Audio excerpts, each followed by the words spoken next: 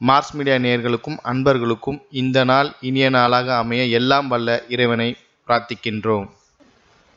இந்த சேனல் உங்களுக்கு பிடிச்சிருந்தா மறக்காம சப்ஸ்கிரைப் பண்ணுங்க, ஷேர் பண்ணுங்க, லைக் பண்ணுங்க, கமெண்ட் பண்ணுங்க. சுய உதவிக்குழு பான் கார்டுகளுக்கு எனதொருமை துலாம் ராசி நேயர்களே, இந்த பதிவில் நம்ம என்ன பார்க்க போறோம் அப்படின்னா 2024ஆம் ஆண்டு ஏப்ரல் மாத ராசி பலன். இந்த ஏப்ரல் மாசத்துல உங்களுக்கு எந்தெந்த கிரகங்கள் அற்புதமா இருக்கு, எந்தெந்த கிரகங்கள் மூலமா நீங்க கவனமா இருக்கணும், சந்திராஷ்டம தினங்கள் என்னென்னைக்கு, பரிகாரமா என்ன பண்ணினா ரொம்ப விசேஷம் அப்படிங்கிறத பத்திலாம் நம்ம இப்ப தெளிவா பார்க்க போறோம். பரிகாரமா என்ன பண்ணினா இந்த மாசம் கொஞ்சம் விசேஷமா இருக்கும் அப்படிங்கிறத பத்திலாம் நம்ம இப்ப தெளிவா பார்ப்போம். உங்களோட களத்திர ஸ்தானத்துல 3, 6 கூடிய அதிபதி குரு பகவான். குரு பகவான் என்னதான் பகை கிரகம் அப்படின்னாலும் சுப கிரகம் அப்படிங்கிறதுனால இருக்கிற இடமும் நல்லா இருக்கு, பார்க்கிற பார்வையும் நல்லா இருக்கு. அதனாலேயே பாத்தீங்கன்னாலே சுபகாரிய பேச்சுக்கள்லாம் ஓரளவுக்கு நிறைவேறதுக்கு வாய்ப்புகள் இருக்குங்க. சில பேருக்கு கடன் சுமை குறையிற அளவுக்கு வருமானம் வந்து சேரும்.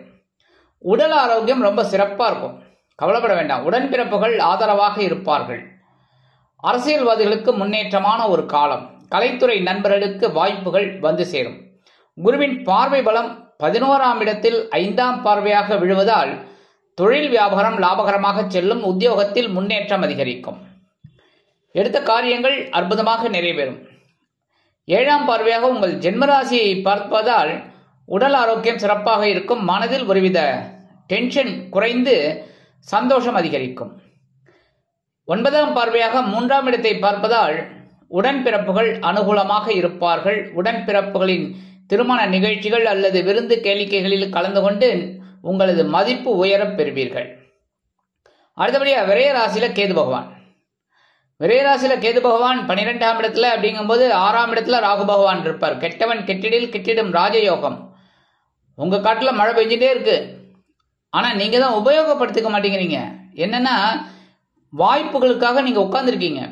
வாய்ப்புகளை தேடி போங்க, கண்டிப்பா உங்களுக்கு வாய்ப்புகள் நிறைய வரும். மனசுல ஒரு சந்தோஷம் இருக்கும். ஏன்னா 6ஆம் இடத்துல ராகு பகவான் வந்து உங்களுக்கு பிரம்மாண்டமா யோசிக்க வைப்பார். விரயராசியில கேது பகவான் இருந்து ஒரு ஆன்மீக ஞானத்தை கொடுத்துட்டு இருப்பார். சில பேருக்கு பார்த்தீங்கன்னா குலதெய்வ பிரார்த்தனைகளின் மூலமாக மனதில் ஒருவித சந்தோஷம் குடிகொள்ளும். சில பேருக்கு புனித தலையாத்திரை செல்லக்கூடிய வாய்ப்புகளும் உண்டாகும்.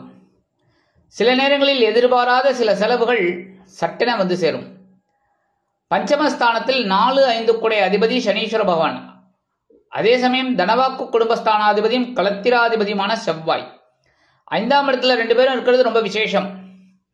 ஓரளவுக்கு வீடு, மனை, வாகனம் இதெல்லாம் வாங்கக்கூடிய ஒரு யோகம் உங்களுக்கு உண்டாகும்.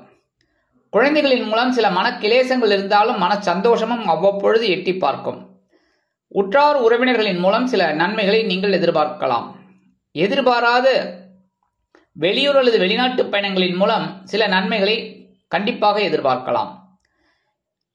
சீருடை பணியாளர்களாகிய காவல், இராணுவம், தீயணைப்புத்துறை, மருத்துவத்துறையில் வேலை பார்க்கும் அன்பர்களுக்கு எதிர்பார்க்கும் இடமாற்றம், பதவி மாற்றம், பதவி உயர்வு, சம்பள உயர்வு அருமையாக வந்து சேரும்.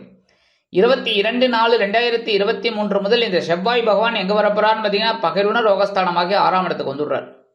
6ஆம் இடத்துல ஏற்கனவே ராகு இருக்கார். ராகுவும் செவ்வாயும் சேர்ந்துட்டு உங்களுக்கு ஒரு பிரம்மாண்டமான ஒரு வாழ்க்கையை கொடுக்க போறார்.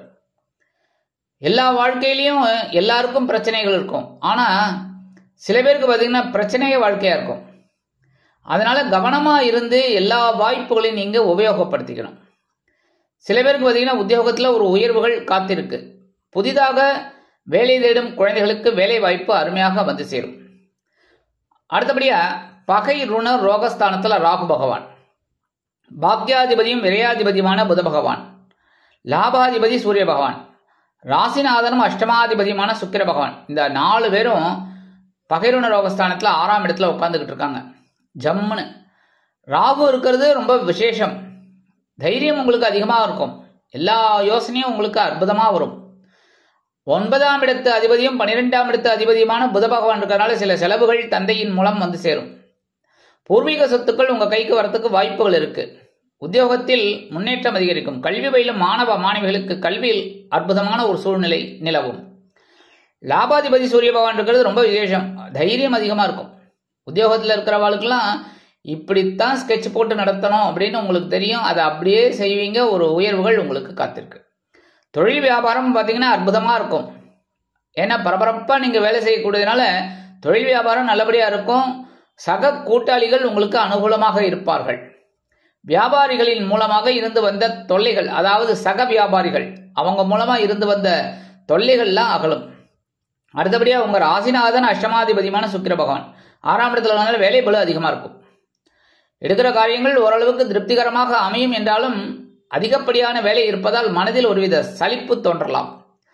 14/4/2024 முதல் இந்த சூரிய பகவான் எங்க வரப்போறான்னு பார்த்தீங்கன்னா 7ஆம் இடமாகிய களத்திர ராசிக்கு வந்து உச்சமடைகிறார். கணவன் மனைவிக்கிடையே சிறு சிறு அபிப்பிராய பேதங்கள் எழலாம். வாழ்க்கை துணை உடல் ஆரோக்கியத்தில் சிறப்பு அக்கறை எடுத்துக்கொள்வது நல்லது. நண்பர்களின் மூலம் சில நன்மைகளை நீங்கள் எதிர்பார்க்கலாம். எடுக்கும் காரியங்கள் அற்புதமாக நிறைவேறும். உத்தியோகத்தில் உள்ளவர்களுக்கு சற்று வேலை பளு குறையலாம். தொழில் வியாபாரம் அற்புதமாக நடைபெறும். சிலருக்கு புதிதாக தொழில் தொடங்கக்கூடிய வாய்ப்புகள் உருவாகும். கல்வி பயிலும் மாணவ மாணவிகளுக்கு கல்வியில் முன்னேற்றமான சூழ்நிலை நிலவும். 25/4/2024 முதல் சுக்கிர பகவான் களத்திர ராசிக்கு வந்துடுறார். அதனாலே கொஞ்சம் கணவன் மனைவி ஒற்றுமை குறையலாம். அதனால பேசுற வார்த்தையில கவனமா இருந்தா போரும். வாகன பயணங்கள்ல கவனமா இருந்தா போரும். மற்றபடி உடல் ஆரோக்கியத்திலும் கொஞ்சம் சிறப்பு அக்கறை எடுத்துக்கிறது நல்லது. ஏன்னா 7ஆம் இடத்துல சுக்கிர பகவான் இருந்துட்டு உங்க ஜென்மராசியை பார்ப்பார் 7ஆம் பார்வையா.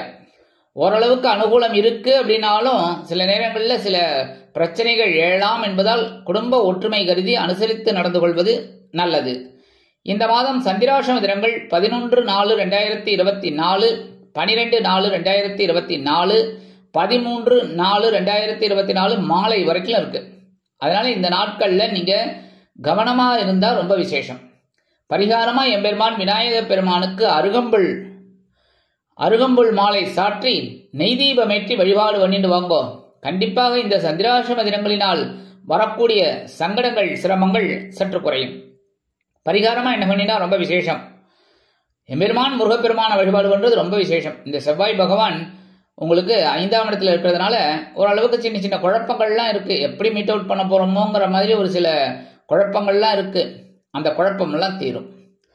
அடுத்தபடியே சூரிய வழிபாடு கண்டிப்பா பண்ணுங்க. ஏன்னா 6ஆம் இடத்துல இருக்கிற வரைக்கும் உங்களுக்கு அற்புதமான பலன்கள்.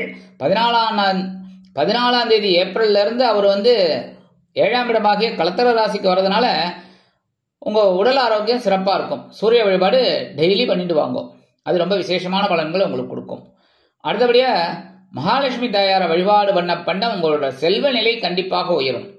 ஆக இந்த சிறு சிறு பரிகாரங்களின் மூலம் 2024ஆம் ஆண்டு ஏப்ரல் மாதம் அற்புதமான ஒரு முன்னேற்றகரமான மாதமாக இந்த துலாம் ராசிக்காரர்களுக்கு அமையும் என்று கூறி விடைபெறுகிறேன். நன்றி, வணக்கம். மீண்டும் ஒரு அருமையான பதிவில் நான் உங்களை மனமகிழ்ச்சியோடு சந்திக்கிறேன். வாழ்த்துக்கள். வாழ்க வளமுடன்.